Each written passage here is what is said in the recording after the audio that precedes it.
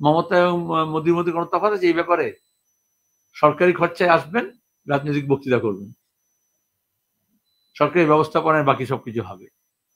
এবং 26-এর নির্বাচনের আগে প্রায় মাসে 2 বার করে আসবেন, কারণ এখানকার বিজেপি নেতাদের লোকে বিশ্বাস করছে না, তাদের কথা শুনছে না, তাদের সবাই ভিড় জমাচ্ছে না, ওরা নিজের মধ্যে কুস্তাকুস্তি করছে।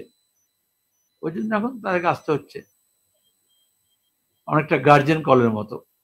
ছাত্র ফেল করলে অভিভাবককে ডাকতে হয়। প্রথমত একটা বাজিমাত শব্দটা আমি ঠিক বিশ্বাস করি না, কারণ কোনো জুয়া নয়। অবশ্য ভোটটা কিরকম জুয়ায় পরিণত করেছে বিজেপি তৃণমূল, সেজন্য ওটাকে বাজি ধরা হচ্ছে। কিন্তু আসলে রাজ্যটাকে বাঁচাতে হবে, রাজ্যের মানুষকে বাঁচাতে হবে।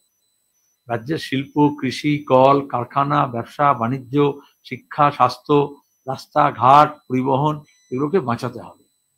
এবং সেটা করতে হলে সেই বিষয়গুলো নিয়ে আরো বেশি আলাপ আলোচনা করতে হবে, কথাবার্তা বলতে হবে, দাবি তুলতে হবে। দেখবে কেন্দ্র এবং রাজ্যের শাসক দলগুলো তারা মানুষের এই দৈনন্দিন বিষয়গুলো নিয়ে কিছুতেই কথাবার্তা বলতে দিচ্ছে না। এই যে কদিন আগে ধর্মঘট হলো, এই মানুষের 8 ঘন্টা কাজকে যেতে 12 ঘন্টা না করে দেয়, তার জন্যই তো।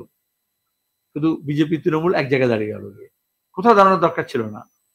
তৃণমূল গিয়ে বিজেপির পক্ষে ওকালতি করতে আরম্ভ করে দিল, রাস্তায় নেমে গেল, পুলিশকে দিল।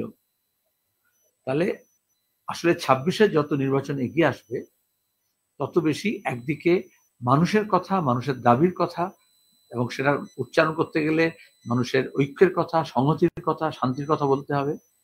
আর অন্যদিকে যারা মুনাফা কি করে বাড়ে, লুট কি করে বাড়ে, তার জন্য কতটা মানুষকে ভাগ করা যায়, তার জন্য কতটা দাঙ্গা হাঙ্গামা পরিবেশ, খুনোখুনি পরিবেশ তৈরি করা যায়, সেদিকে প্রয়াস করবে। এবার মানুষকে সিদ্ধান্ত নিতে হবে তারা কোন দিকটা বেছে নেবে। মুখ হতে চাই না, কিন্তু মুখর হয়েছেন তিনি।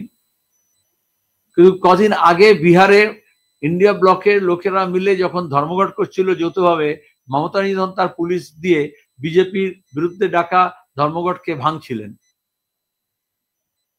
তো তিনি মুখ ফেরাবেন না মুখ হবেন, সেটা তার কর্মকাণ্ড দিয়ে বোঝা যাবে, শুধু মুখরপনা দিয়ে তো নয়।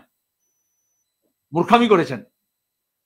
গোটা দেশের মানুষ যখন এককাট্টা হয়ে বিজেপির নীতির বিরুদ্ধে লড়ছে, তখন তিনি তার দখলদারি রক্ষার জন্য তিনি দেখিয়ে দিচ্ছেন তিনি বিজেপির দালাল, তার সরকার এবং তার প্রশাসন। তা নাহলে মাজিদুর রহমানকে ওই পুলিশের অধস্তন কর্মচারী চড় মারতে পারে না। তাহলে কোন পক্ষে সরকার এবং প্রশাসন তো বোঝা গেছে। উনি কি বললেন না বললেন কি এসে যায়, তার আচরণ তো প্রমাণ। গোটা দেশের সবাই বিজেপি সরকারের বিরুদ্ধে ধর্মঘটে সামিল হলো, কেন তৃণমূল হলো না? তৃণমূলের লোকেরা প্রশ্ন করা উচিত নিজেদের।